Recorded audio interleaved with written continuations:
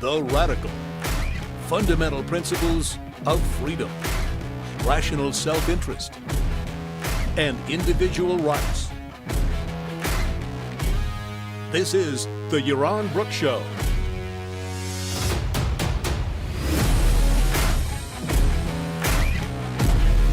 Welcome, everybody. Welcome to Yaron Brook Show on this Saturday afternoon. Thanks for joining me. I hope you're having a great weekend. All right. Lots of stuff going on in the news. Let's see. We just breaking news, I guess, although it was being expected now for 24 hours at least. We have a new, not a new judge, but a new, Trump has finalized his nominee for the Supreme Court vacancy, and it is my last, the one lowest on the rung from my perspective. So what we get today is Barrett, who is Amy Barrett, who is a appellate court judge in Chicago. She flew to Washington. She's being announced, I think, right now. She will face the Judiciary Committee in the weeks to come, and ultimately, I think Republicans are going to try to have a vote before the actual election on November 3rd. We'll see if they can pull that off. I'm sure the Democrats will do whatever they can procedurally to prevent that from happening. They're going to push it out as much as they can. It's I guess it was the expected choice. She's been at the top of the list pretty much that everybody has presented. She was I guess she was just behind Kavanaugh when they just behind or just ahead of Kavanaugh when they replaced Kennedy. She was definitely being considered then. I think Trump went with Kavanaugh in the end. But here we are. Amy Barrett is likely to be a Supreme Court judge. I think that Republicans are too cowardly not to appoint her, and I don't think, given that we have no filibuster anymore for Supreme Court nominations, that now the Democrats can't stop it. The Republicans have a 3-person majority, 53 to 47, and it's likely that they will vote that way. Unlikely that any Democrats will vote for this nomination. Remember that the filibuster was first eliminated by the Democrats for presidential appointees, excluding Supreme Court judges. Republicans then excluded the filibuster, so no filibuster was needed for Supreme Court nominations, and both of Trump's nominees were basically, I think, got 0 Democratic votes. Maybe Gorsuch got some, but certainly Kavanaugh did not. Kavanaugh just squeaked by. I think it was 50 to 48. Amy Barrett will probably come in at, 2 Republicans have said that they don't believe they should be voting on this before the election. So if it stays at 2, then it'll be, what would it be, 51 to 49, or probably 51 to 47, with the 2 Republicans abstaining. And then you've got Susan Collins in Maine, who might also refuse to vote. And it might be 50 to 47 with 3 Republicans abstaining. Of course, if one more Republican says we shouldn't have a vote before the election, then it's real trouble. So real trouble for Trump, real trouble for the Republicans. Andrew asked, what did I make of the criticism of her Catholicism? Well, I think ordinarily I wouldn't make much of it, but the argument is, and I don't know, we'll see once she is being questioned in the Judiciary Committee. The argument is that she's not just Catholic, just like people are what they are, but have that particular religious position, but that she is a devout Catholic, and the Catholicism kind of dominates her way of thinking. And to the extent that one fears that her Catholicism will interfere in the way she interprets law, that her Catholicism would interfere in the way she rules, then I think it makes sense to worry about that. I certainly am worried about her, not because of her Catholicism per se, but because from what I understand, from the little I've read about her, she is a real religionist. She really does. She takes her Catholicism super seriously, and I think she is more than likely to, if not overturn Roe versus Wade, which I think she will do, given that there's probably a majority who will support her.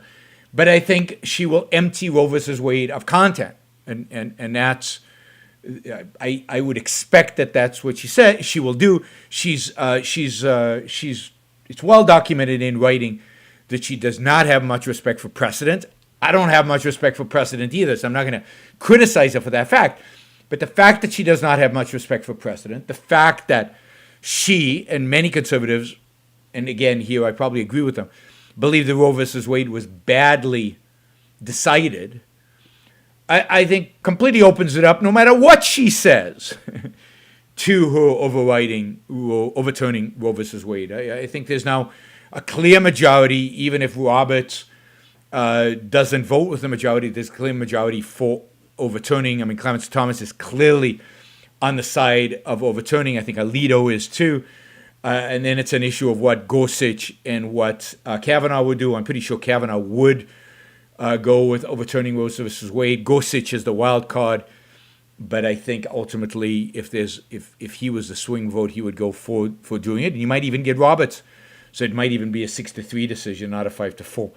So we will see. I think that would be a great tragedy if Roe versus Wade is overturned. But it's more than just Roe versus Wade. It really is a question of how does her religion, how does her Catholicism, how does her view of the world as a devout, not just a mainstream, but a devout Catholic, how is that going to affect the way she views the law? And I think, I have this wish, but I think it's more than a fantasy than a wish. I have a desire to see in my lifetime a Supreme Court judge who has respect for the foundations of the Constitution, not just for the written word of the Constitution, but it's for its intentions. I think that the Constitution is being gutted by the Supreme Court, gutted completely, and empty of content. But the only way to resurrect the Constitution, the only way to revive the Constitution, is to revive a proper interpretation of the Constitution. And the only way to revive a proper interpretation of the Constitution is through an understanding of the concept of individual rights. And I don't think there's a single judge there who understands individual rights. The closest might be Clarence Thomas, but he has a very limited understanding of what individual rights mean. Gorsuch might be a second, but none of the other judges have any clue as to what individual rights mean, and neither did Antonin Scalia, the guy who almost everybody thinks is the guru of great judges. But Antonin Scalia basically said individual rights were nonsense on stilts, as did Robert Bork before him. I mean, all these conservative judges in the past have been anti-individual rights. So without the concept of individual rights, without that anchoring your understanding of the Constitution then becomes a vehicle for you to interpret in any way you want for the goals that you want. Somebody says what I think is more actually banning the sale of gas cars in California or Roe getting overturned.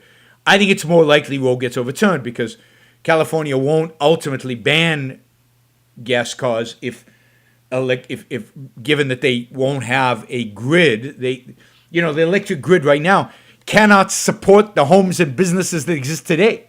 Imagine if you put on top of that, 100 million, 150 million automobiles that have to be charged several times a day, given the distances one has to drive in California. The grid cannot sustain that. Now, so I think ultimately California will have to compromise and allow for some gas cars or gas cars with high mileage or whatever. I don't know, but the idea that California can switch in 15 years to all electric cars and at the same time switch to solar and wind energy is basically science fiction. It's basically insane. All right, we already have 93 people watching us live, only 22 thumbs up. So don't forget before you leave. I don't really expect you to give it a like without actually listening to the show. So as you listen to the show before you leave, and I know some of you don't stay the whole show. I can't blame you for that.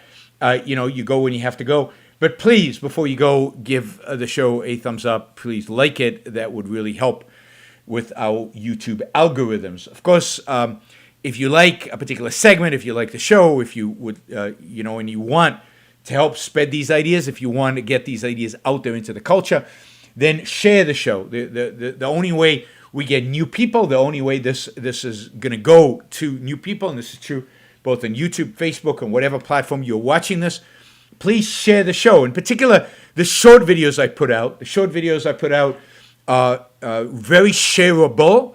They don't require somebody to sit and listen for an hour and a half, 2 hours to me talking. Usually those videos are anywhere from 7 to 40 minutes, and please share those.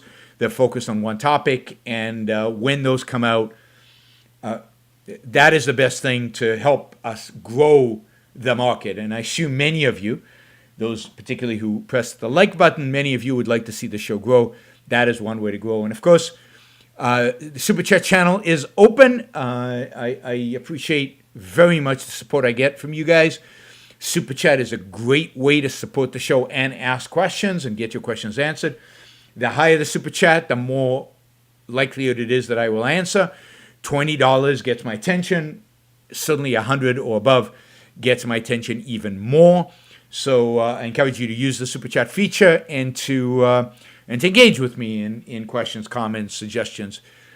Through that mechanism, you both provide me with a value and provide me with stimulation by the questions through the questions that you ask, if they're good questions, of course. Of course, you can also support the show by going to yaronbrookshow.com/support or by using Patreon or Subscribestar. All right.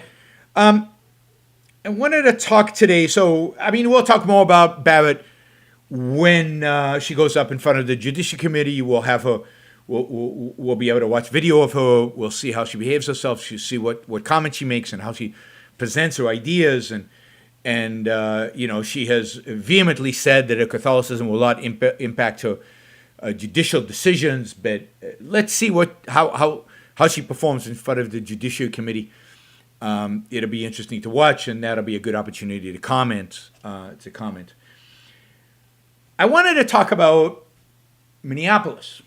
Now, you might remember that after George Floyd was murdered, and there were demonstrations and there were riots and just mayhem in Minneapolis. The Minneapolis City Council got together, and actually 9 of the members of the Minneapolis City Council, which is a veto-proof majority. So a veto-proof majority of the Minneapolis City Council pledged. This is in June. This is in early June, to dismantle the police department.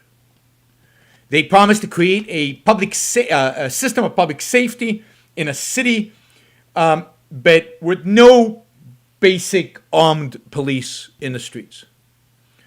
They announced publicly that they believed that the police system could not be reformed. That council members stood before hundreds of people at a gathering outdoors, and they promised to begin the process of taking apart the police system as it existed. This was a huge win for the far left. This was a huge win for advocates, for people who are advocating not just to defund the police, but actually to dismantle the police, to get rid of the police.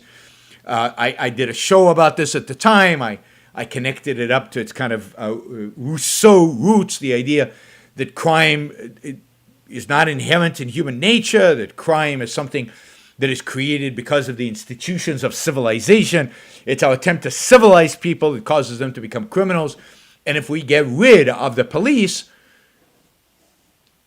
then crime will just plummet. It will go away. It will be eliminated. And Minneapolis took this seriously, passed this while the mayor said was opposed to it, a mayor who's pretty leftist.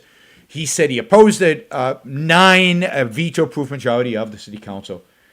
So the mayor could have vetoed any proposals, and it would have, the city council could have vetoed the mayor's no. They would have passed it anyway. They would have overridden this veto. And then the city council passed some ordinances to look into disbanding the police, and there was started to be movement towards this direction. And that's basically the last I heard about this. But it has turned out that a lot has happened in Minneapolis since then. Well, first, crime rates have gone through the roof. So crime has increased dramatically during the summer. And at the same time, some council members, shockingly, have been having second thoughts about their pledge. It turns out that even when they pledged, many of them were having second thoughts. You could think of it that they were afraid of being canceled. They were afraid of what their colleagues would think of them. They were primarily afraid of what the activists, the most vocal, the loudest, the most aggressive activists would think of them. But that indeed, even at the time, there was very little support for dismantling the police, for defunding the police, for doing away with the police department in Minneapolis. They went along because that's what they do. They went along because they were cowards. They went along because they were being intimidated. They went along because they thought that it was in their political self-interest to go along. But they soon discovered that it wasn't. It turns out, shockingly, for many of you would be my guess, that even people who vote Democratic, even minorities in this country, even the poor, actually want to have police. A vast majority of people, even on the left, a vast majority of people on the left want to have police. Don't want the police to be dismantled. There were two activist groups that basically had been arguing for dismantling the police, Rousseau-influenced crazy far left people who had been arguing, but there were several hundred people. But the tens of thousands of people who live in Minneapolis neighborhoods, who actually suffer because of criminals abusing them, do not want the police dismantled. And they have argued to the council members, put pressure on the council members, and basically forced the council members to change their mind. And as I said, it turns out that even at the time of the pledge, these cowards didn't really believe that this was something they would actually go through with. It was more symbolism than anything else for them. Right? I mean, as Councilor Andrew Johnson, one of the 9 members who supported the pledge in June, said in an interview that he meant the words, quote, in spirit, but not the letter. Another conciliar, Philip Cunningham, said that the language in the pledge was, quote, up for interpretation, and that even among council members, soon after the promise was made, it was very clear that most of us had interpreted that language differently. Lisa Bender, who is the council president and an adamant supporter of dismantling the police, had a long pause when she was asked if the council's statement had led to uncertainty at a pivotal moment in the city. She said, "I think our pledge created confusion in the community and in our words." In other words, they have suffered a massive backlash from their people who have said, "Stop this."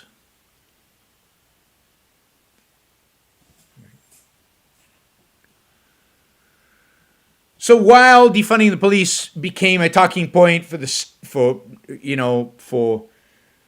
far left and became an agenda item for the far left, feeding Republicans, who wanted to wanted to portray the left as completely nutty and insane, right? And they did, and they used that quite well. As that was gaining national momentum, it was actually being rescinded in Minneapolis. Minneapolis has changed its mind. We are not going to see the dismantling of the police force in Minneapolis. They were only, quote, kidding. And basically, they will reshuffle some dollars away from the police into something else. But nobody in Minneapolis, with the exception of a few crazy activists, actually wants to see this happen. And it won't happen. And it's not going to happen. And the reason I think this is an important story is because it has wider implications. We hear all the time, and all the time it is emphasized that, that the left has nutty ideas, that the left's proposals are crazy. And indeed, the far left proposals are completely insane and would destroy this country and would undermine civilization. But the majority of Americans, including, by the way, a majority of people on the left, broadly interpreted, including an overwhelming majority of Democrats, actually don't want the far left's agenda to pass. They have no interest in it. They recognize it for what it is. They recognize it for its destructive nature. And this is at the core of my belief, that if Democrats get elected, a lot of bad stuff will happen. But it's not the end of the world. Because most Democrats don't want the end of the world. Most people on the left don't want the insanity of Bernie Sanders or further to the left than Bernie Sanders. Indeed, I don't even believe Bernie Sanders wants the insanity of Bernie Sanders. But he would vote for it, others will not. And while Biden is terrible and Kamala Harris is awful,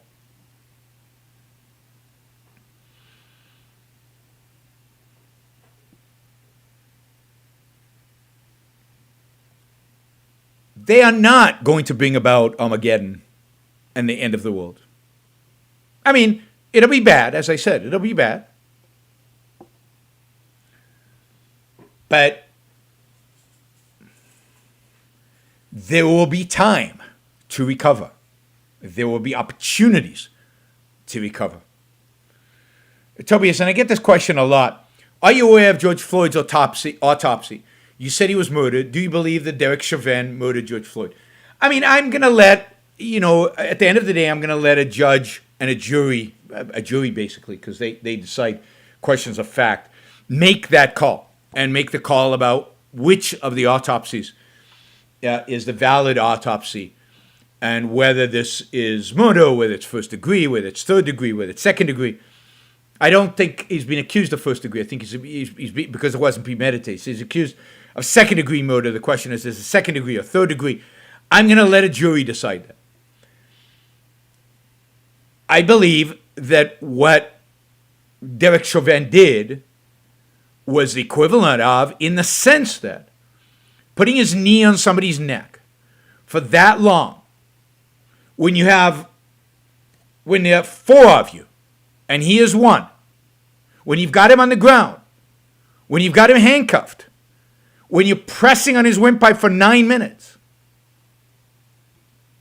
I think that's the equivalent of murder. Now, if technically he didn't, if the autopsy comes back and said he died from something else, or that it didn't matter that he put his knee on his neck, okay, then I'll say I was wrong.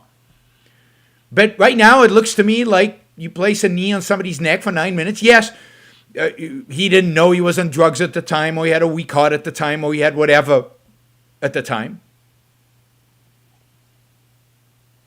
But would he have died of a lethal dose of fentanyl if he hadn't had a knee on his neck? It's like the COVID stuff, right? Right? People have heart disease, and then they get COVID, and they die. And people say, no, they didn't die of COVID, they died of heart disease. And the question is, would they have died had they not had COVID? And for most of these people, the answer is they wouldn't have died now if they hadn't had COVID. Would George Floyd have died then and there from the overdose, or from the lethal dose of, well, if it's lethal, he would have, from the dose of, if not for the knee on the neck? I don't know. We will see. I am suspicious, just like I don't know in every case about the COVID, but I'm erring on the side of the COVID. Yeah, I mean, if he died of the fentanyl, he wasn't even killed by the police. Even killing would be the wrong word, right? But it certainly looks bad, and certainly the behavior of the police looks bad, no matter what. And I've talked enough about that, so I don't want to talk more about that. Jason asks, is the movement to defund police entirely nihilistic, or do these people just want to transfer money from criminal justice system to the welfare state? So I think it depends. I think certainly some of the people want to move money from the police. They don't want to do away with the police, but they just think the money would be better used if they moved it to social services and other welfare state, and that would reduce crime, and therefore you would need less police. I think that's delusional. But yeah, you can give them the benefit of the doubt of maybe they just don't know, and it's not nihilistic. But certainly for some, the Rousseau types, the people that I described in a previous show, the people who really believe that the world would be a better place if we had no police, that's nihilistic, because that goes so against reality, so against everything we know, that deep down what is motivating it is, yeah, so there'll be chaos. Cool, let's watch it burn. Whether they were willing to acknowledge that in their own minds or not is a separate question. But I think there's the more intellectual, the more experienced, the older, the ones who really want to dismantle the police, not just to reduce its funding a little bit, but really to dismantle it. That is driven by nihilism.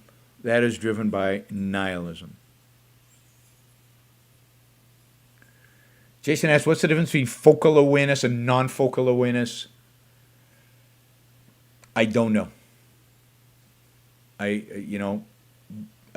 don't know. Couldn't give you an answer right now. I'd have to look it up. Let me write it down. I'll just copy paste the question into my file, and I'll try to answer it on a future show.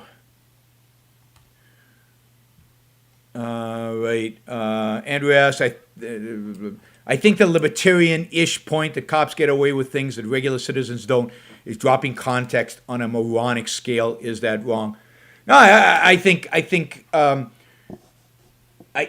there's a point there, right? Not in the way the libertarians put it, but I think, and I've talked about this a lot, I think the police do stuff that they shouldn't be allowed to do. I think no-knock warrants is a good example of that. I think they abuse the power that they have. Putting your knee on somebody's neck for 9 minutes is an example of that abuse.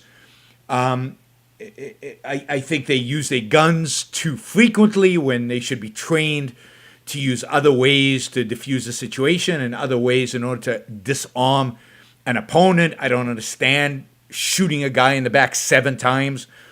Even if he's reaching for a knife, there must be a better way to pacify somebody than doing that. I think there are a lot of things that are wrong with the police, and among them is the fact that they are involved in prosecuting people, in arresting people, in going after people who have committed what are called victimless crimes. The war on drugs, the asset forfeiture laws are just absurd. Anti-individual rights, anti-individual citizen. You call the asset forfeiture laws are basically theft. An individual would do it, they would go to jail.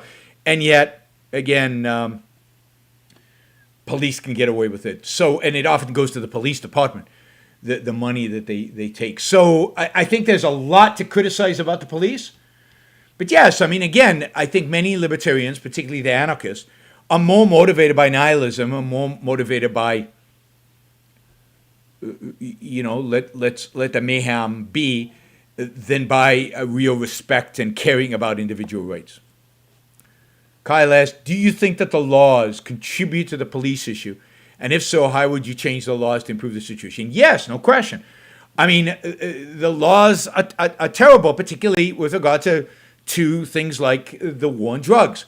So the war on drugs create a huge incentive for corruption. The war on drugs require the police to go after people who haven't hurt anybody, and then the war on drugs require the police to militarize because the gangs have huge weapons, so the police need huge weapons, right? Yeah. So the war on drugs, which is bad law, aggravates the whole situation. It makes the situation dramatically worse. And of course, the police are more afraid because they don't know if they're going up against some well-armed gang or just some corner street drug dealer. So they are overly cautious, overly armed, and overly aggressive. So the first primary thing is to get rid of the war on drugs. And then things like no-knock warrants, going after people where the situation is not one where you're trying to save somebody's life and there's urgency. The urgency is they might be flushing the drugs down the toilet. What do you call it? Evidence destruction. Well, tough. But the Trayvon Martin situation is exactly that situation where you knock down a door, you rush in, weapons drawn. Somebody they don't know it's the police, so they shoot at you, then you shoot in self-defense, and you kill people, including her, who I think was innocent in the whole thing, right? So, but it's the no-knock warrant that made that possible, and it's the laws that have made no-knock warrants legit. So you would have to go through the books and take away laws that restricted rights, that were violation of rights. Take away laws that criminalized behavior that is not criminal. Criminal meaning hurting other people. Criminal meaning violating other people's rights. So you would have to scrub the law books at the federal and the state level of laws that are not objective, of laws that don't defend rights, of laws that give the police way, way, way, way too much power. Michael asks, skeptics of objectivism often ask me, why isn't there a single objectivist or libertarian country in the entire world? Given the truth wins out, you would think there would be at least one by now. No. I mean, it shows a complete misunderstanding of the role of ideas in history and how long it takes for ideas to actually be implemented within history. Imagine if somebody had said in 1600, how come there's no country in the world where representatives are elected by the people and where individual rights are respected? Let's say in 1650, when people started to talk about individual rights for the first time in places like the Netherlands. How come there's no country that has this? And you would say, well, I guess individual rights, that's a mistaken concept. The whole idea is wrong because there's no country yet. It took another 150 years and there was a country. The more radical the ideas, the more radical the vision, the longer it's going to take. If you understand that objectivism is not a just a political economic system. But objectivism, in order to get that political economic system, one has to challenge the existing moral code that people hold. One has to challenge the entire set of philosophical ideas that people have, from metaphysics to epistemology to ethics. Then you should be able to understand that this is going to take decades, if not centuries, to bring into existence. Because changing people's morality takes a long, long, long time. As long as people are altruists, there will be no objectivist state. And it's not like I can go to some island and declare a new country, as the founders in America, in a sense, did. All the land is taken. And the superpowers have a lot more power today to crush any new state than did England even in 1776. See, even if you could find an island and declare independence, they would crush you. So no, the fact that there's no objectivist country yet is only indication of the fact that we haven't convinced enough people yet. Now, you could say that is a sign of failure. Fine. I mean, I'm not going to argue about that. I'm disappointed there are not more objectivists in the world today. I think there should be a lot more. And, I'm open to the argument that we have failed to convince people. But the argument that, and I hear this all the time, there's no country in the world that's X, means that X is impossible, would make America impossible before there was an America. If you understand that America was unique in its creation. It's a little mind-boggling that question comes up, and it's a little mind-boggling that that's a challenge to answer that. Given the evidence that has come in, do you have more positive view of Kyle Rittenhouse? No, I don't. I don't have a positive view of a 17-year-old armed with an AR-15 going to a demonstration. I've never had a positive view of that. I don't believe that's what 17-year-olds should do. I don't believe weapons have any role in a demonstration. I think there should be a federal law banning weapons from demonstrations. You should not be allowed to carry a gun into a demonstration. And I don't believe he should have carried a gun at 17 without the maturity of knowing how to handle it, of what to do. And the fact is that it wasn't a 40-year-old carrying a gun, who there were plenty of them there, who landed up shooting two people. It was a 17-year-old. Now, granted, he did it in self-defense, but he put himself in a situation where he needed to use self-defense in that position, and he shouldn't have been in that position. I don't know where his parents are, and I don't know where the authorities were, but he shouldn't have been there. He's a naive, from what I can tell, naive, silly 17-year-old who thinks he can go and defend stuff. Why was he there? It's none of his business. It's not his town. It's not his business. And again, he's 17, untrained. I mean, yes, trained by whatever, gun trainers in his local community. But I've mentioned that soldiers have a chain of command. Yes, you give 17-year-olds weapons in a military context, in the context of a chain of command. Randy says it was a riot. Yes, it was a riot. All the more reason that nobody should have a gun there. And the fact that the police were telling the people there with guns, thank you for being here, just suggests how bankrupt our police are. Because the police should have squashed the riot and should not have to rely on armed civilians to do it. And certainly not 17-year-old armed civilians. But there should be no weapons in a demonstration or a riot. Certainly in a demonstration. In a demonstration. And if a demonstration not, then of course not in a riot. In a riot, once a riot starts, you have to assume that people with weapons are a real threat. Michael Lyons, do you think weed, abortion, and gay marriage are being legalized because the nihilistic left views these activities are destructive and undermining to civilization, which is why they want them legal? It's freedom by accident. No, I don't think weed, abortion, and gay marriage are in any way destructive and undermining to civilization. And I don't think the left believes that. Maybe somebody in the left does, but I don't think generally the left believes. They just want to get high, and they want to fall in love and marry a gay person, a person of the same sex, and they want to have abortions. And I think they're right in all three of them. And there's nothing anti-civilization about any of those three. You could argue about weed, but certainly abortion, I think, is a right. I'm pro-abortion. I'm not, people don't like to say they're pro-abortion, but I am pro-abortion. I'm pro-gray marriage, and I'm pro-legalized weed. I'm not pro-using weed. I think the left advocates it because the left is motivated by emotions, and they are emotionalist. Fetuses are not babies. I mean, you can say I believe in killing babies, but you'd be distorting my point of view. Abortion is not killing babies. Abortion is killing potential babies.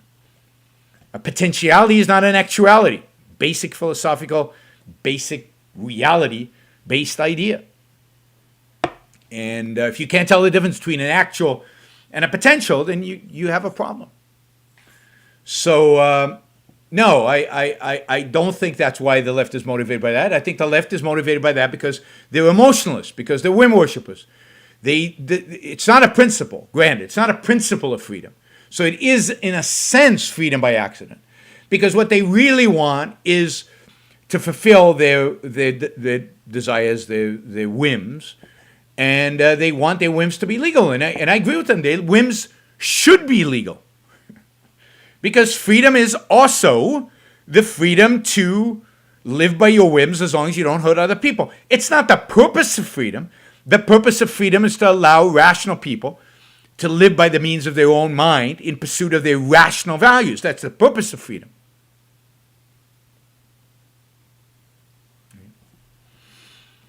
But, Troy, thank you.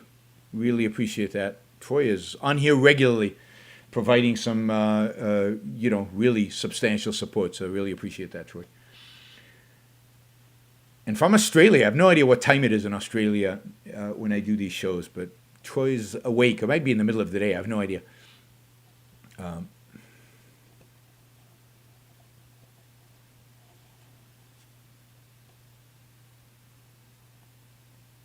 Yeah, I mean, you guys can argue all you want about when it's a baby, when it's not. It has rights when it's born, not a moment before. And that is reality. You have to be a separate, individuated human being. And the fact that anybody would think that a fetus at 1 month is a baby means they don't have any understanding of the biology or any understanding of what rights are or any understanding of the difference between a potential and a reality. All right, let's see. Let's take another couple of questions and then we'll go to the second topic. Is there a threshold for causing damage to others that justifies some regulation? For example, driver's license, owning explosives, or building a nuclear reactor in your basement. Yes, but where that is, you would have to, you would have to do some real work in the philosophy of law. That is, it would be a question of the extent to which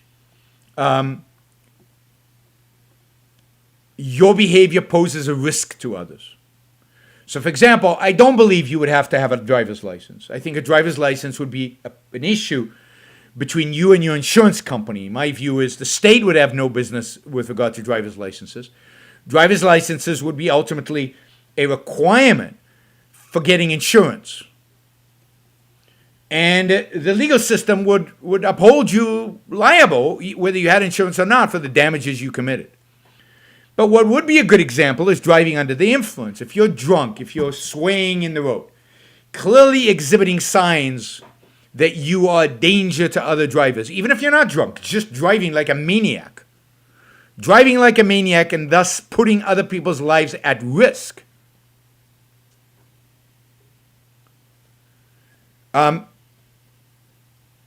Would justify government intervention.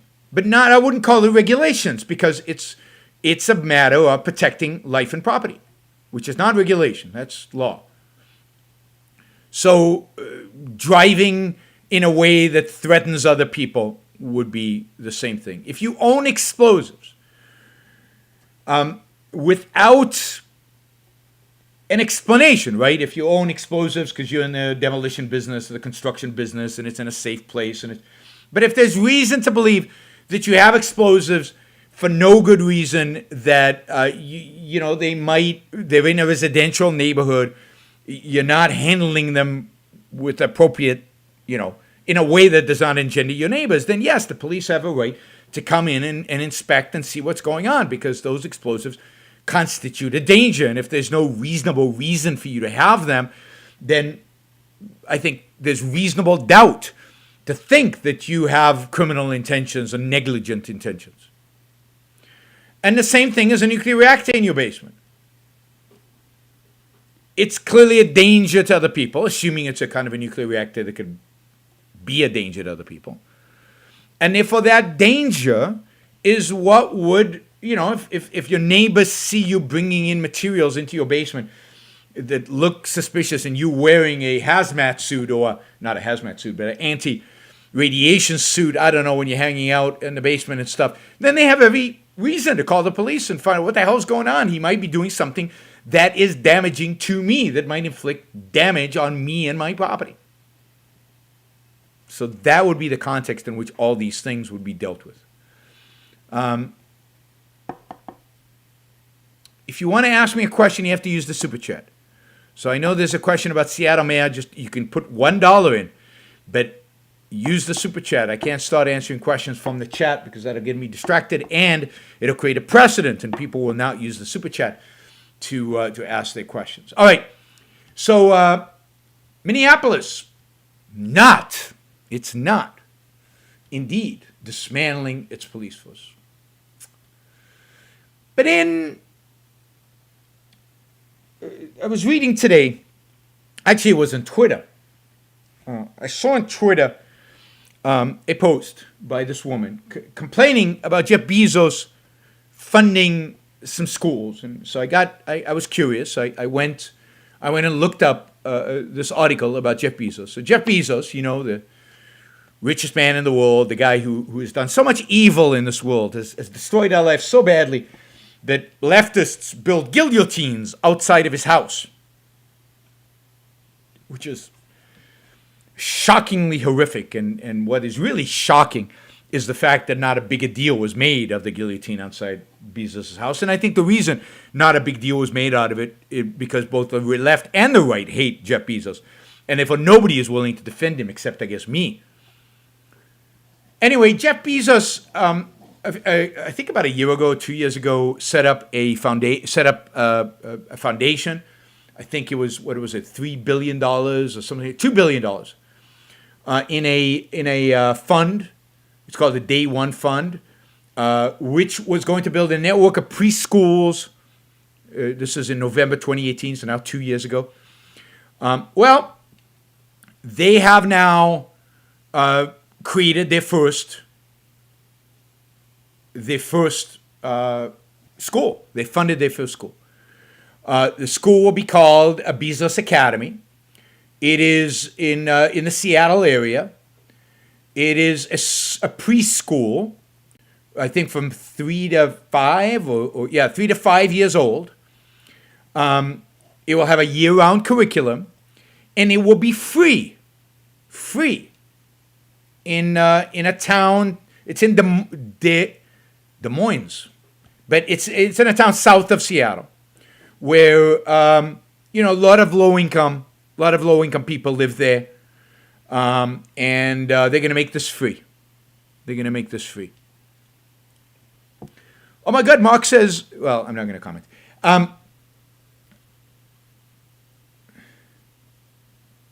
And it's going to be based, from what I can read, it's going to be based on Montessori. It's going to be good education. And so he's created this free preschool that is going to be based on Montessori, south of Seattle, and in a low-income neighborhood. And you would think, as delusional as I am, that people would be happy about this, that this would be a reason to celebrate. Well, not so. There was a post on Twitter, and I can't tell you who the woman is because I saved it, but then she blocked me because I commented on a tweet. So she blocked me, so I can't find the tweet anymore. But there was this woman tweets, and she says basically, these billionaires, instead of paying more taxes and properly funding the public education school, they think they can use their philanthropy to start their own schools. What creeps? How horrible is that? And then, okay, one woman is crazy. I mean, she had a check mark, so she was an official something. And then, everybody, oh, these billionaires, they can think they can buy themselves into whatever, into heaven. Oh, these billionaires, they probably will have force the school to buy their stuff on Amazon, as if this one school buying their supplies on Amazon is going to make Amazon that much richer. Oh, these billionaires, they want to take over the world, whatever. All this BS. They think they know how to fix education. If only they just paid more taxes. On and on and on and on. Somebody says I need to up my Twitter game. Yeah, I know. Yeah, I need like 24 more hours in a day. I need a staff. I need somebody to step in here and I need $1,000 on the super chat every show, and then I promise I'll have the resources to up my Twitter game. I also need to up my Facebook game and my TikTok game and although one of my videos on TikTok went viral. So anyway, it's truly unbelievable that the left is so nihilistic, so hateful of success, so hateful of billionaires, so hateful of children, that they would deny them the opportunity to go to a Montessori school free of charge. Why? Because a billionaire funded the school.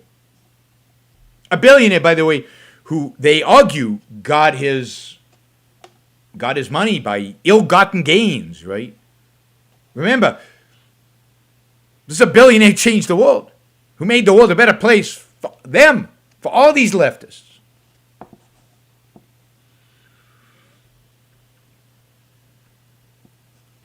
So, it's tragic. And then, what she did was anybody who criticized her for this, she blocked. So that's convenient, of course, for them to not have to address the issue. What they really want, what they really are after, is power. What they want is complete and utter control over the educational system. They don't want competition. They don't want alternatives. They don't want anybody else to do it. They, the philosopher kings of the left, want absolute control of our educational institutions. They want mind control. And even though the product that the government schools provide is a horrible, awful, low-grade product, they would rather students have a low-grade product than give up control, than let entrepreneurs enter the space, than let billionaires enter the space and actually provide a great product. Because what they really want, they don't care about children, what they really want is control. That's all they care about. They promote government schools even as they fail. Oh, they need more money. But study after study after study shows there's no correlation between the amount of money a school district spends and the quality, particularly in low-income areas.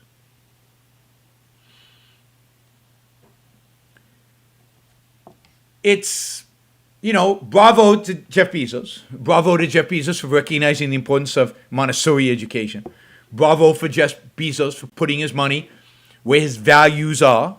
Bravo to Jeff Bezos for doing what he said he would do, standing up to these idiots and executing. Right? Not standing up to them intellectually, but at least executing. Going out there and creating the kind of schools he thinks need to be created.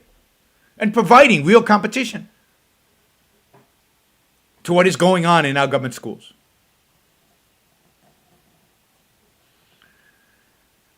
So it's,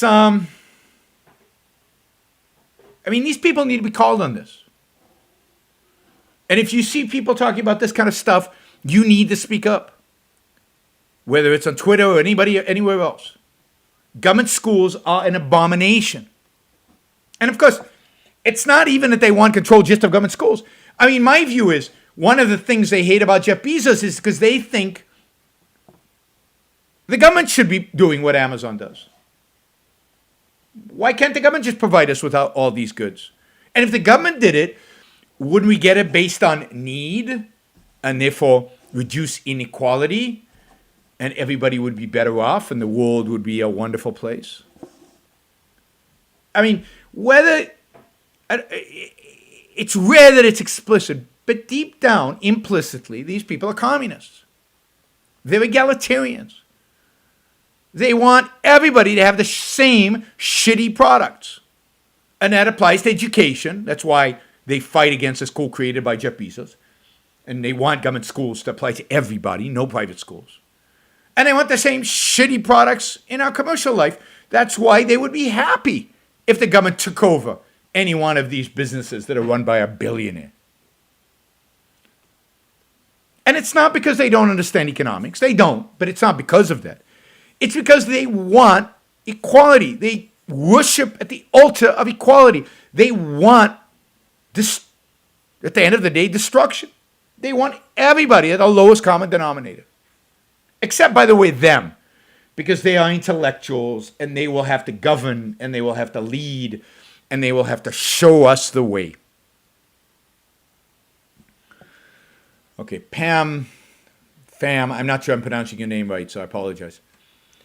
Asks, putting aside the question of rights for a moment, in your opinion, at what point in the development of the fetus baby does abortion become immoral, if done as a solution to irresponsible sex? Well, that's a complex question because what, we have to define what irresponsible sex is, but put that aside. What does it mean to say that it would be immoral? Well, what is immorality? Well, I would argue that it's immoral if it's irrational. So, to the extent that a woman who is pregnant irrationally puts off the decision, irrationally evades the consequence, irrationally waits and waits and waits for no reason, that's immoral. Whether she has the abortion in month 4, 6, 9, the more she waits, the more immoral it is, because why? In the meantime, she's pregnant, and she doesn't really want it. So if a woman waits till the 3rd trimester to have an abortion just because she's too lazy to think about it beforehand, that's immoral. Now, note that almost no doctors do abortions in the last trimester unless one of two things are the case. One, the mother's life is endangered by the pregnancy. Or two, there's something very wrong with the fetus.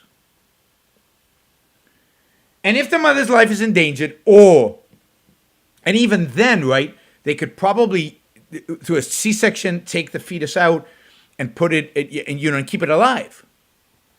So the only real reason a doctor would actually perform a late-term abortion is if there's something very wrong with the fetus.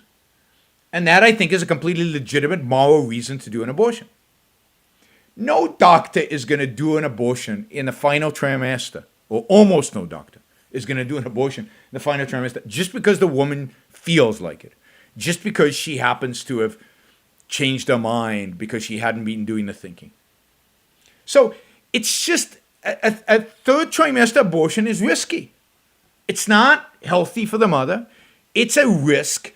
And women shouldn't do it unless there's a real issue. Now, I'm not saying it's impossible for there to be a rational reason. I don't know. she's married and her husband dies, and now she can't take care of the baby if it's born, so she decides in month 7 to abort it. And if she can find a doctor, fine. Then that's a rational reason. But I mean, the immorality of it is basically the reason why the woman does it.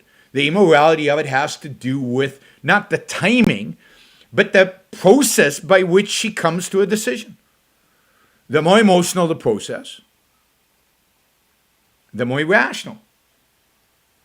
If the process is rational, she's come to this conclusion using reason, then it's a moral decision. It's not the issue of when it is, it's how it's done. And again, the more she evades, the more she waits for no reason, then yeah, but it's the waiting and the evading that make it immoral, not the time. Andrew says, Jeff Bezos is the hero of our age. Absolutely. He is one of the great heroes. He's certainly one of the great all-time business heroes.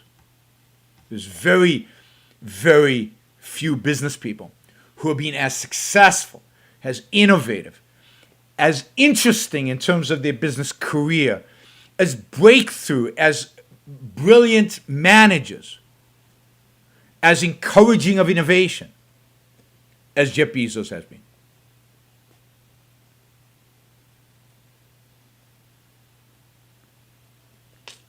So he says maybe she should keep the fetus to birth. That's not your decision, that's hers. Maybe she should.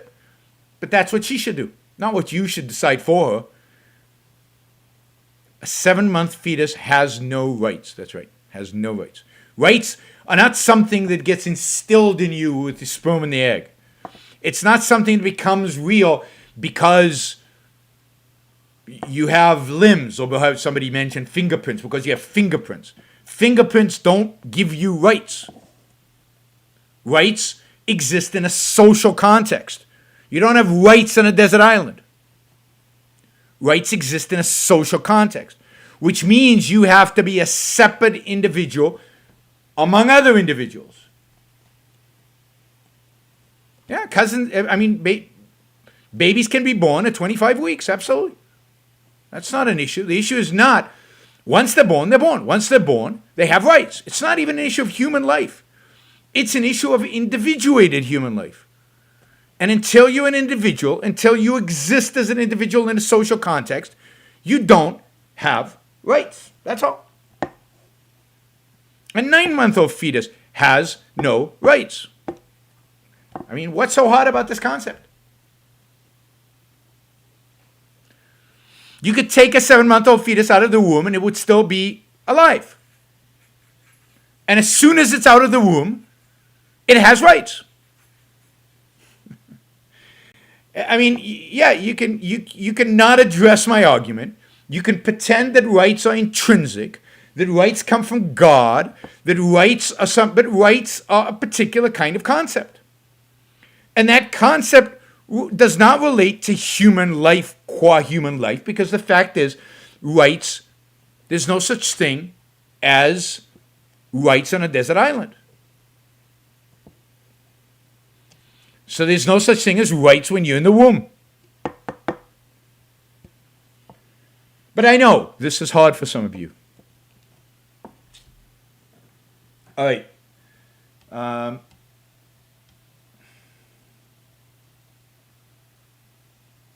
Yeah, I mean, if somebody says that the Bezos business narrative style is incredibly rational, clear, absolutely. I mean, the guy is an amazing person. And if you talk to people who work for him, if you talk to people who work for him, if you talk to people who've looked at the history of Amazon and seen the evolution of Amazon and the progress of Amazon and the growth of Amazon, then it's truly stunning, the achievement, the success, and what has been done with Amazon. It is, one of these days I'm going to do a whole show on Amazon because, we think of it as just somewhere we go and buy stuff. But the achievement of being able to buy stuff like that, the achievement of being able to to get stuff shipped to you the next day is stunning. But then there's all the other parts of Amazon's business, that are truly amazing, and where the real growth and real success of Amazon is spurred from the cloud computing and all of that. That it's, I don't think people have an appreciation for how Amazon has truly changed our way of living for the better in dramatic fashion. All right, one other topic I wanted to talk about was, so I've seen a lot of coverage for Trump ending all government programs that that teach critical race theory, like these seminars that teach critical race theory, and that's great. Good that he did that. That's good. But almost at the same time, people then compliment the president for replacing that and emphasizing that the government should develop a curriculum for the schools in what's called patriotic education. Now, this is not good. This is not the role of government. And this is particularly not good in the hands of somebody like President Trump, who has no conception of what patriotism would actually mean, because that would require an understanding of what America actually represents and what America actually is. Right?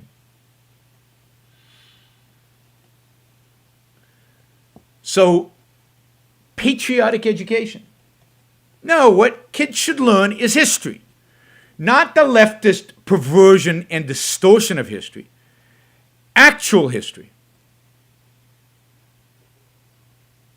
Instead, what they're taught today is anti-American history, and that needs to be corrected. But the correction is not to replace it with some propaganda about how wonderful America is, but the correction needs to be, the replacement needs to be to replace it with actual history. With history that presents the facts as they are, to the best of our knowledge. And it turns out that should put America in a pretty good light, in spite of certain really bad things that happened. But for Trump to suggest patriotic, what counts as patriotic for Trump? For his nationalist, statist, interventionist, conservative ideology. Where's this patriotic education going to come from? And is it the role of government? No. A real patriot would argue for the governments to get out of the business of curriculum. A real patriot would argue for the government to get out of the business of education. A real patriot would argue for the principles of America, which are the principles of individual rights,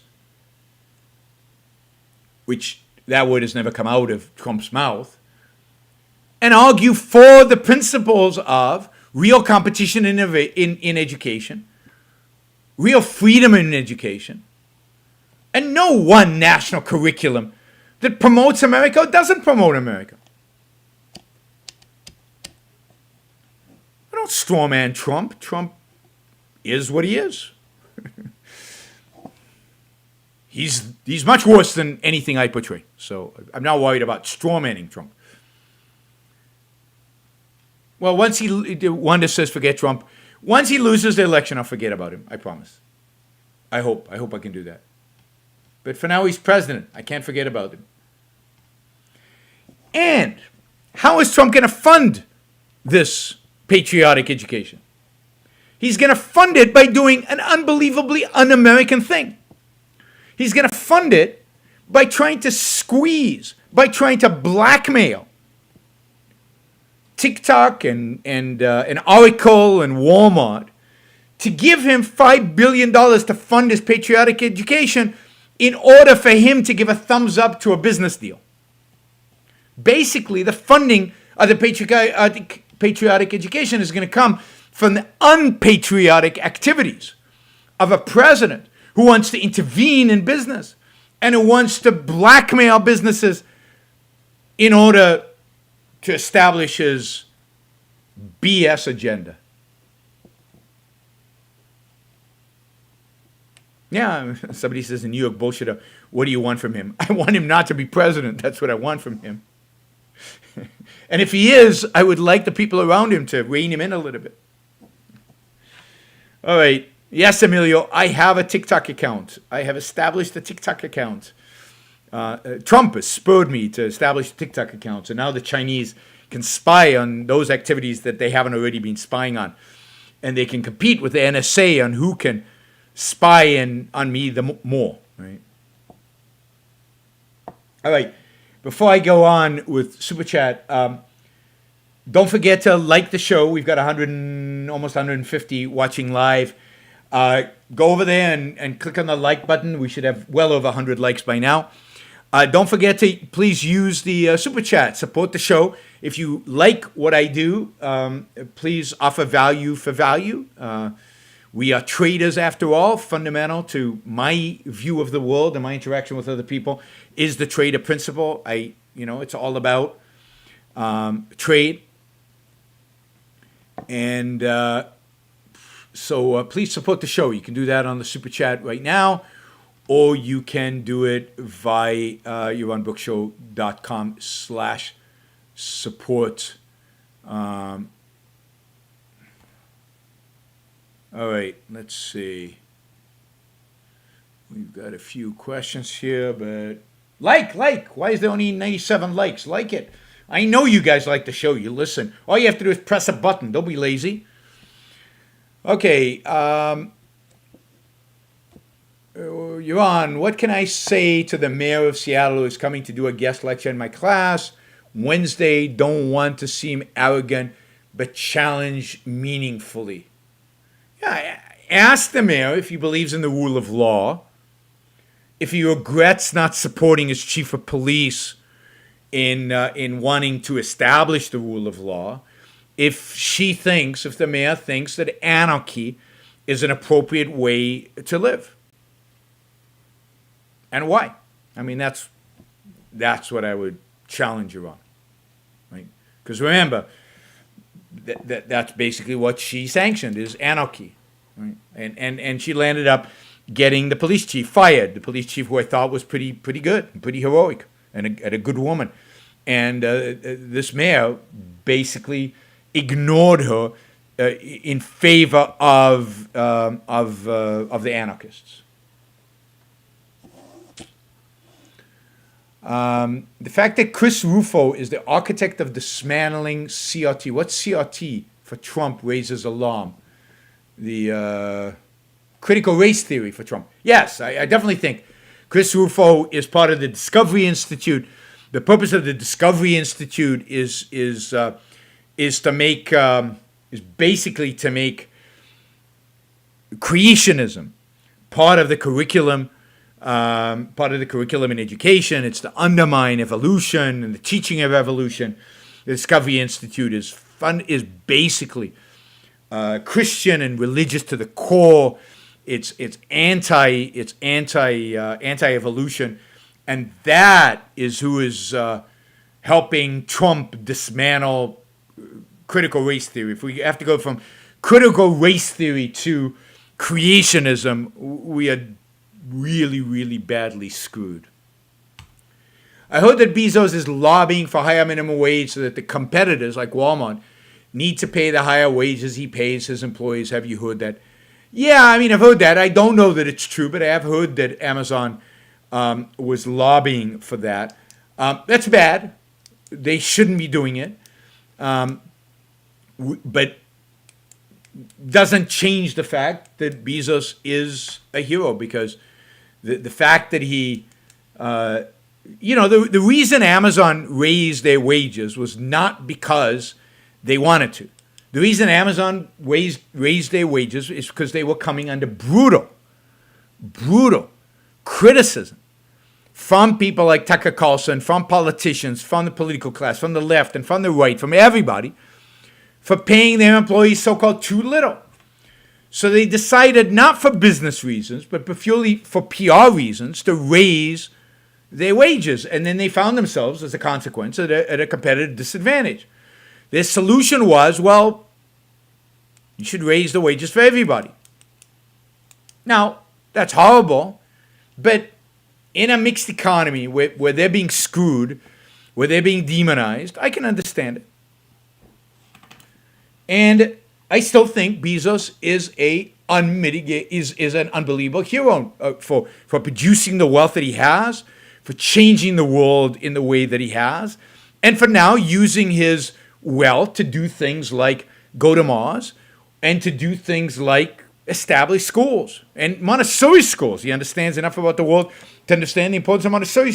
That way, way, way outweighs his advocacy for higher minimum wages.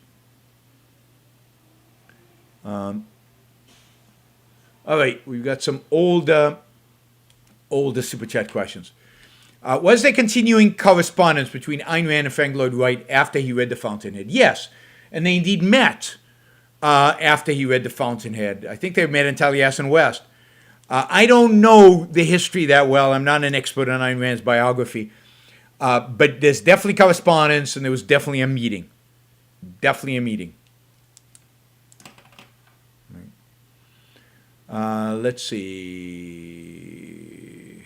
No, that's not what I wanted. All right. Raquel Welsh has turned 80. Have you seen 1 million years BC? It shows how the cave tribe and the sand tribe must use their minds to solve problems. I think I saw the movie, but I don't think I was focused on the story. I think I was probably more focused on Raquel Welch. But if that's the theme, then good, because that's a good theme. And Raquel Welch was stunning when she was young. Pretty stunning older too, but when she was young, truly stunning. What about vampires for the Bernie Madoff types? Call them vampire. Vampire, a creature that subsists by feeding the vital essence of living.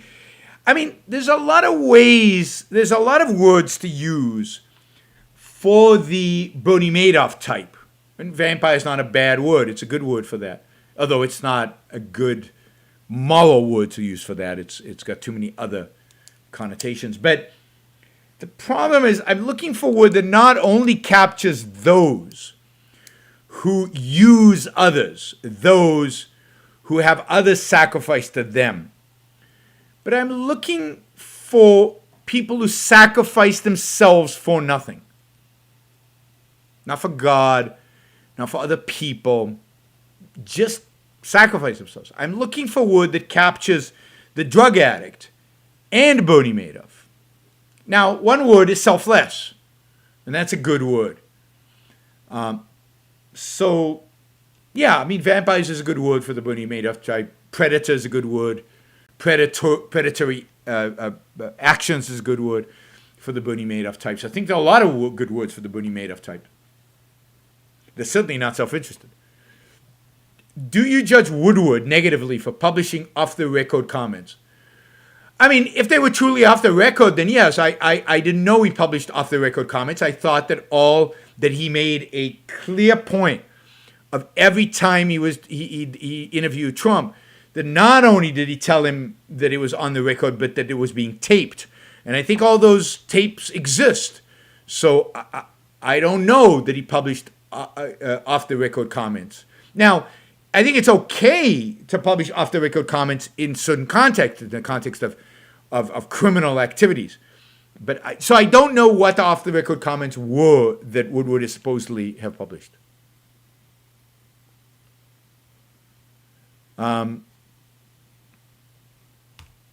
Three things Trump has done and three worse things.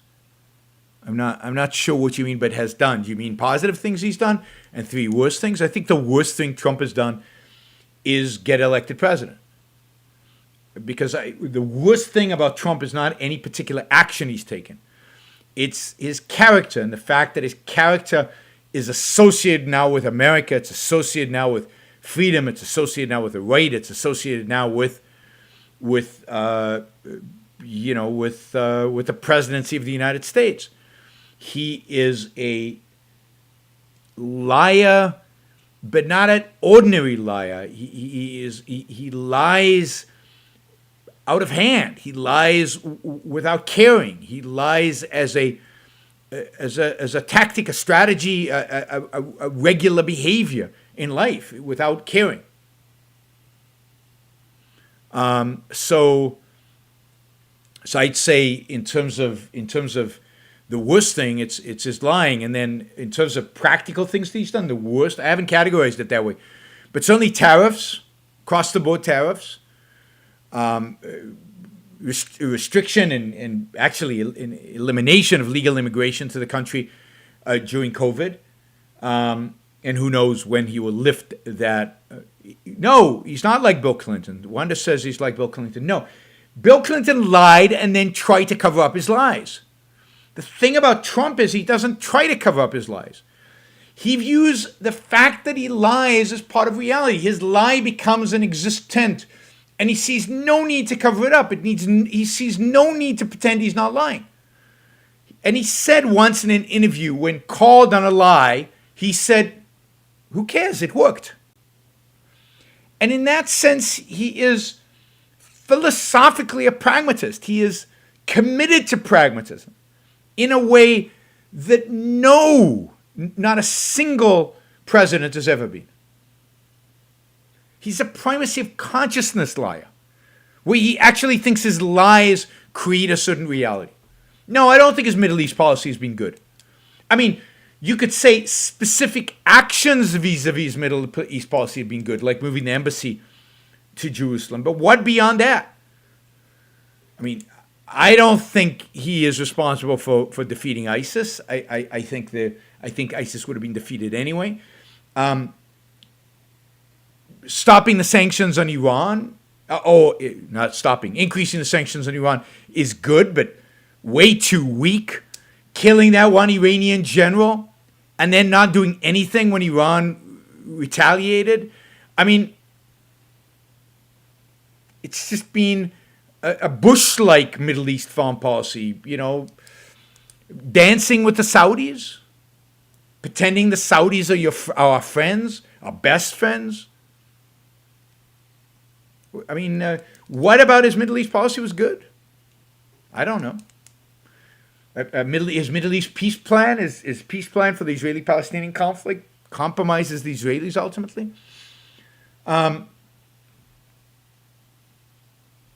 His foreign policy generally has been horrific. His attitude towards North Korea, his attitude towards the Russians, his attitude towards the Chinese, all being bad. So, I mean, leaving the Paris Accord, good. Moving the embassy to Jerusalem, good. Cutting corporate taxes, good. Not allowing critical race theory to be taught in government, good. But all, to a large extent, meaningless because, importantly, letting his people who run the regulatory agencies do some deregulation, and I emphasize some deregulation, good. But all, at the end, meaningless because it was Trump who did them.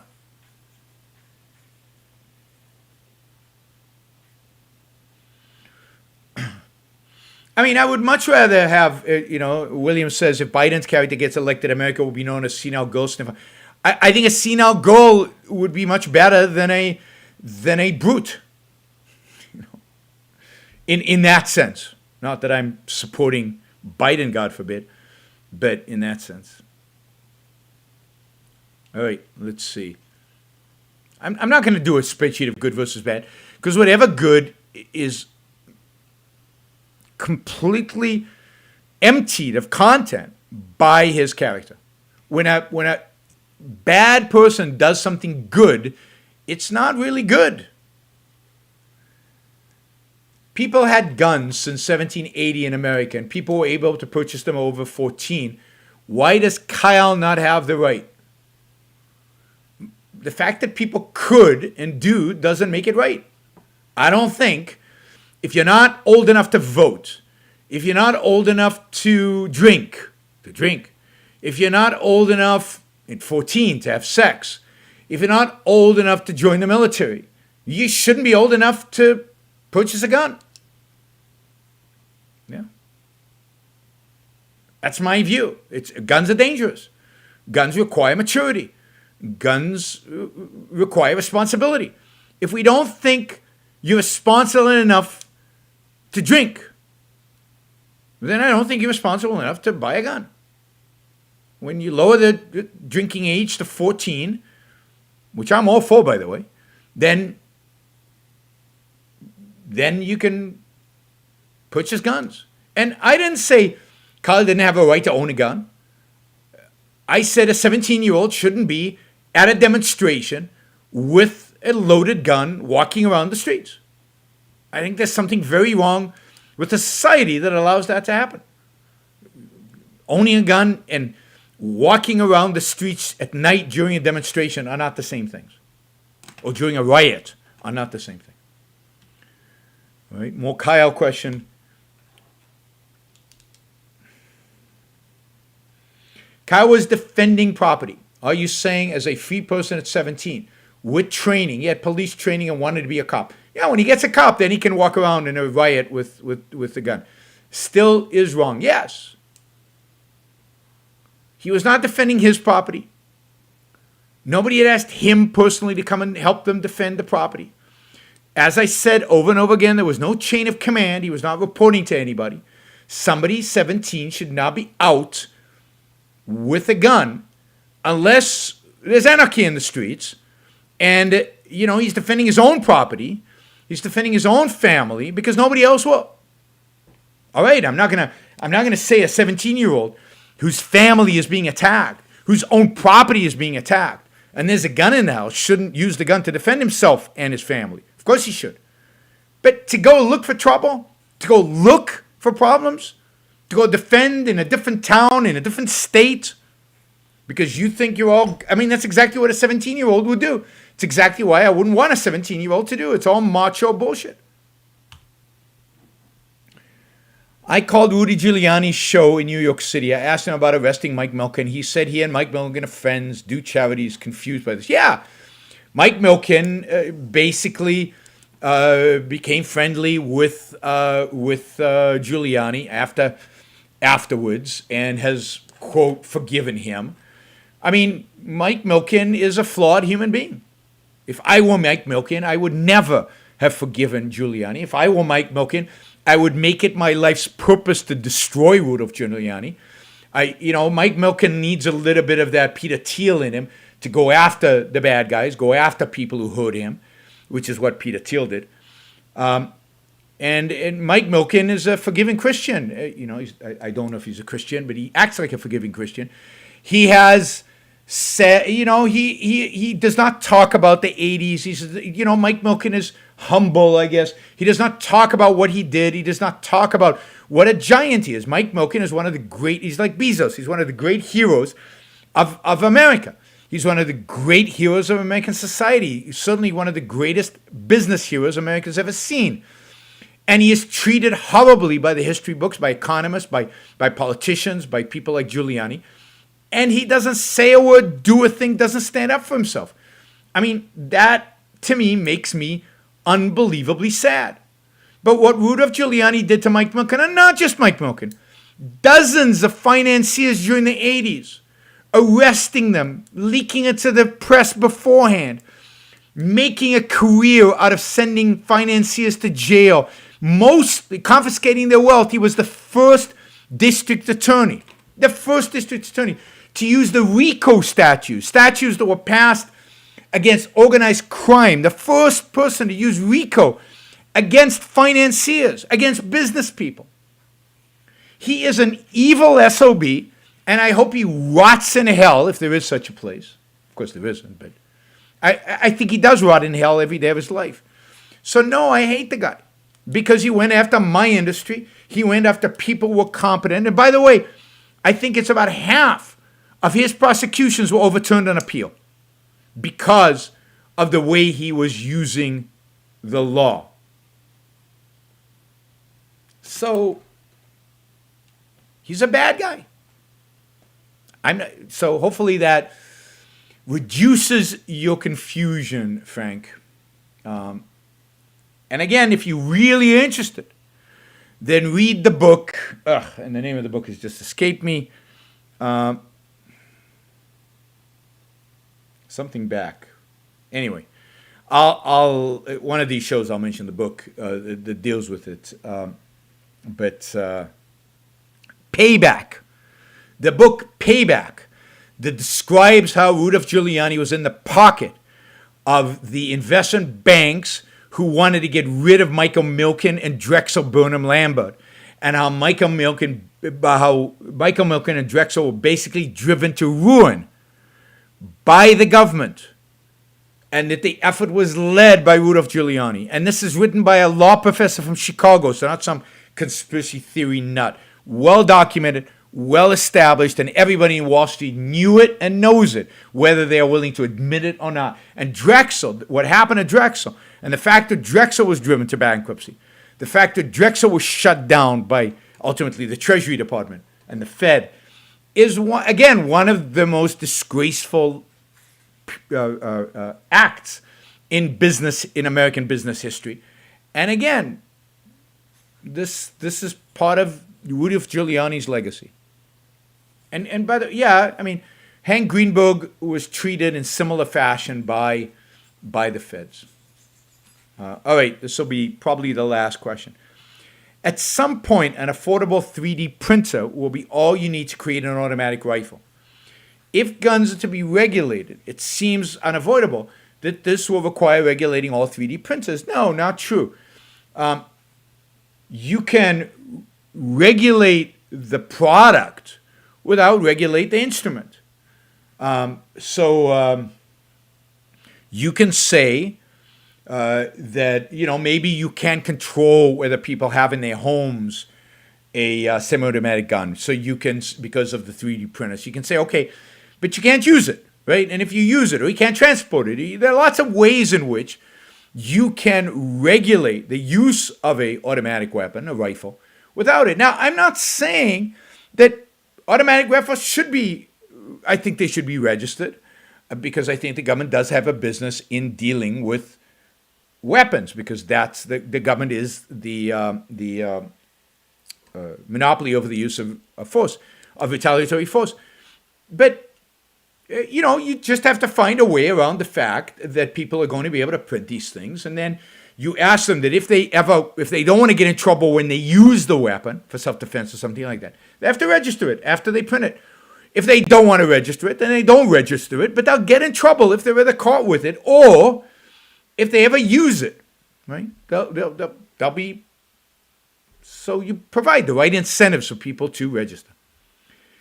If Rand wrote Fountainhead 60, 70 years ago, what industry would she use? On chapter 7 right now, much more invested than earlier, and focus on railroad metals seem to be on shaping the world by reason. I assume you're talking about Atlas Shrugged and not the Fountainhead.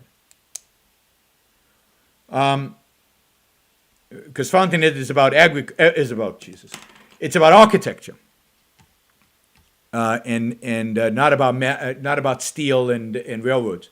What would she use today? It's hard to tell.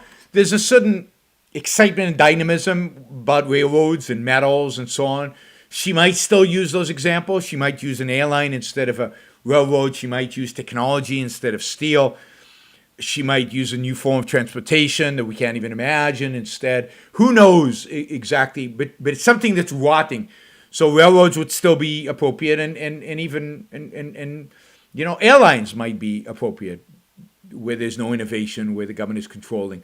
So I don't know. I'm not a genius like Ayn Rand, so I don't know but certainly technology would have, putting it in the world of technology, would have a huge amount of appeal and interest in the world in which we live in today. All right, this will probably be the last question, unless somebody comes up with some good money. How do you understand and appreciate the good ideas that otherwise very flawed philosophers, thinkers have, like Nozick and Nietzsche? Were very good thinkers, and despite very deep insights, their ideas are marred in confusion. Well, first, I think you can always understand the good and drop the bad, right? I mean, even Aristotle, there's a lot of bad, wrong, not bad, but wrong in it. You need to take the good and be able to discriminate between the good and the not good. How do you understand the fact that they didn't get it all, that they're a mixture of good ideas and bad ideas? I think what you have to appreciate is the kind of genius somebody would have to be. And not just a genius in their conceptual faculty, but healthy psychologically, healthy in terms of their attitude towards reality and the world, with the right kind of spirit about life. And that's, I think, what Ayn Rand combined, right? A 19th century spirit with a benevolent universe, with a healthy psychology, with a respect for reason and facts and knowledge, with the genius, the philosophical genius, with a heroic view of man, and not the Nietzschean kind of heroic view of man where it's only some men, but a view of the potential of man, because Rand understood the origin of the greatness of man, which is the mind, rather than the will or the spirit. You have to be free of religion, free of mysticism, which I'm not sure Nietzsche was, in a fullest, deepest sense. So I think you appreciate the genius that was Ayn Rand when you realize that here are really, really smart people like Nozick and Nietzsche, and they get some stuff good and they get a lot wrong. And it's a psychological and the cognitive ability. Free of magic, Wanda Friedman says. Yes, free of magic, free of the mystical.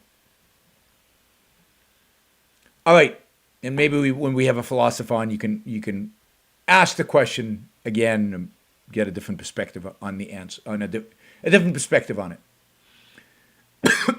All right, thank you, everybody. I appreciate all the supports on the super chat, particularly from Troy and everybody else.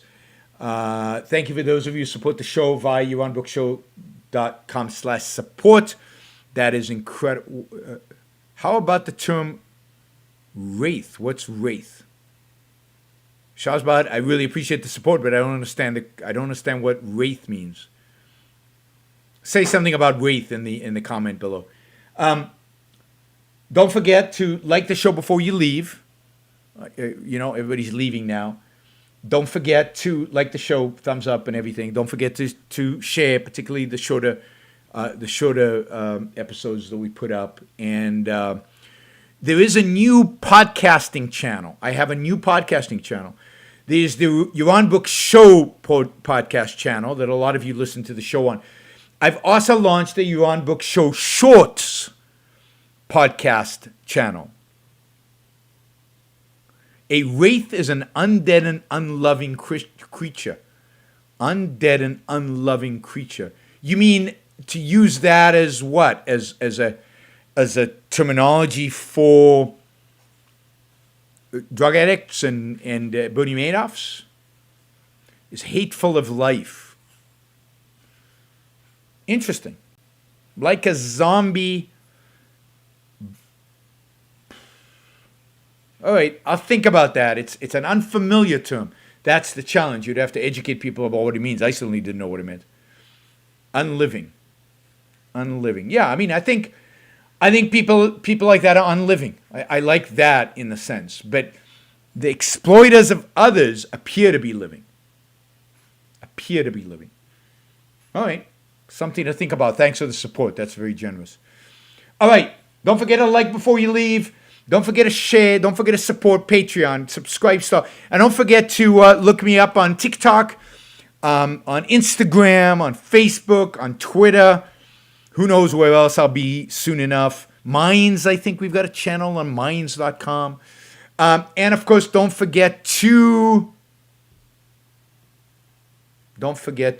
support all that activity, because I couldn't do it without your support on all these places. The podcast. Don't forget that there's a podcast now of Yaron Brook Shorts. Many people have told me the podcasts are too long. It's an hour and a half, 2 hours. They want short podcasts. Well, I provided you short podcasts. Go listen. Bye, everybody. See you tomorrow, 1 o'clock. We've got 1 o'clock Pacific time. We've got the Q&A with my generous supporters going on tomorrow via video. All right. And let people know the show's going on, because we should have more